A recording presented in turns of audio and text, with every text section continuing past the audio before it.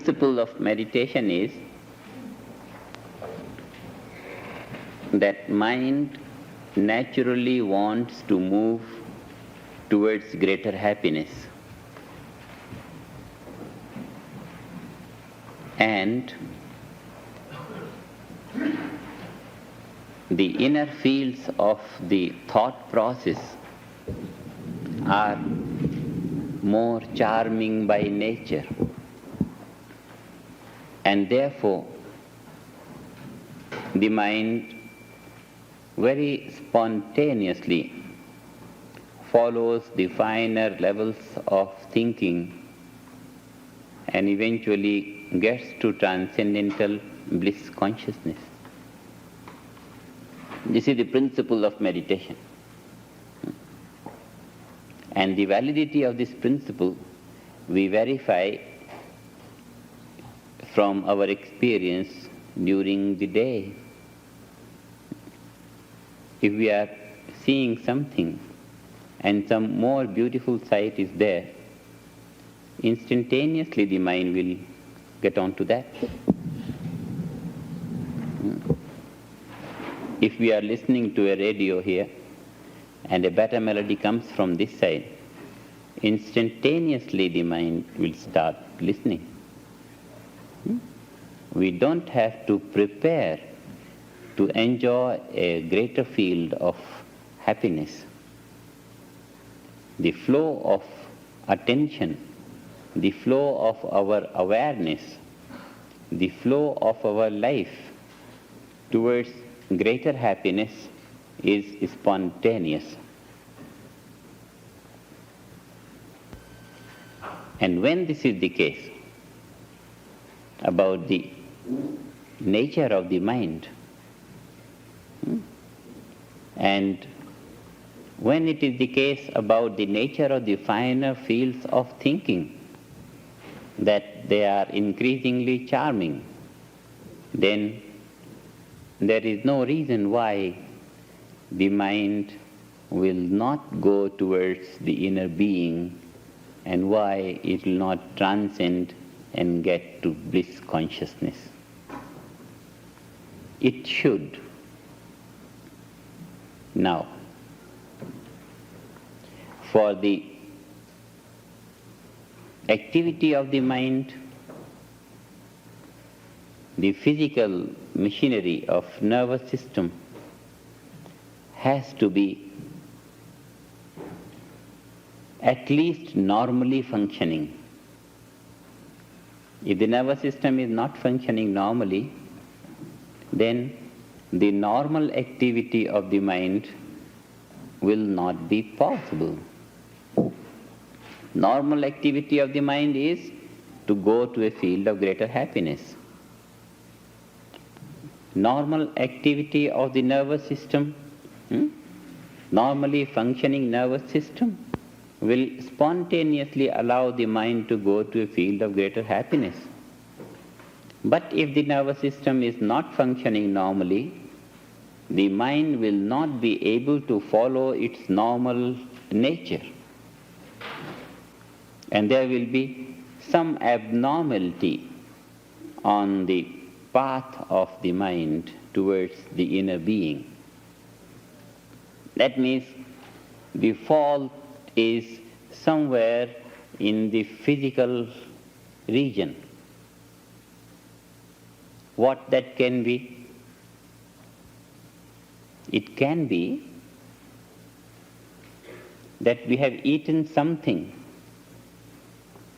which did not suit the system, and therefore the system is not functioning normally. It can be that we have used the nervous system very heavily, and therefore it is now tired.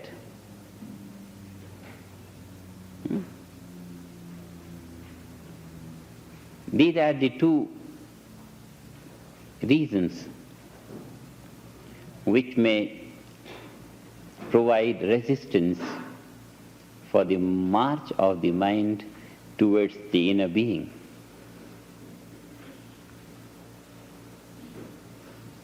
either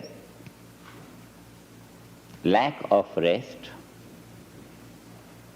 or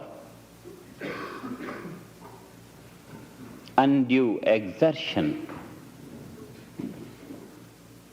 If the system is weak,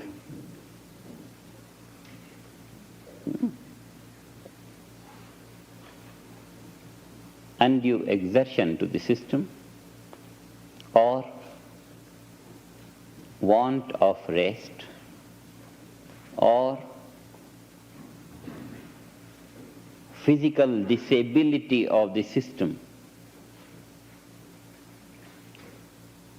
due to wrong diets, unduly heavy, undigestible food,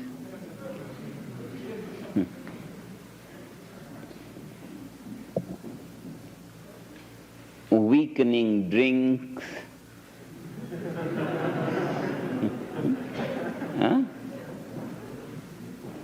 something if we drink which does not suit the system, then the eyes begin to close and then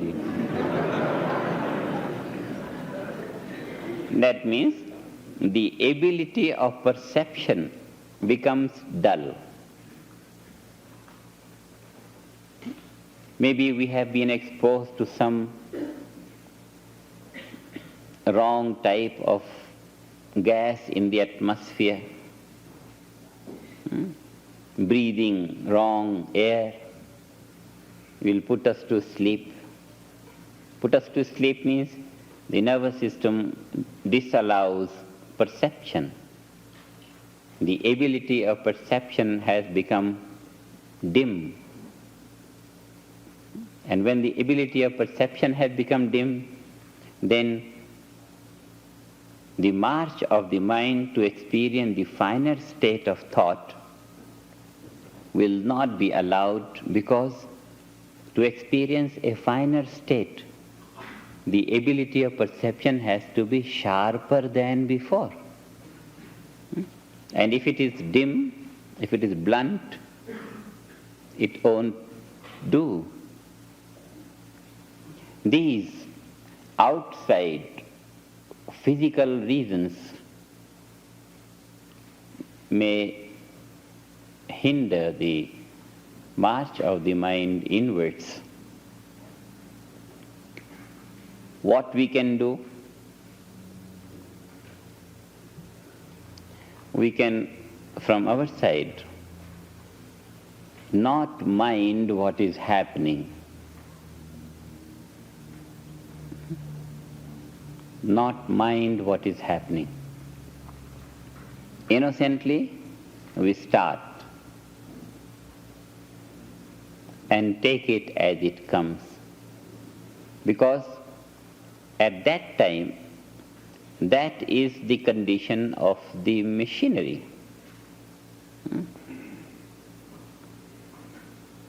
And meditation is a process whereby the machine is going to become better if it is not normal.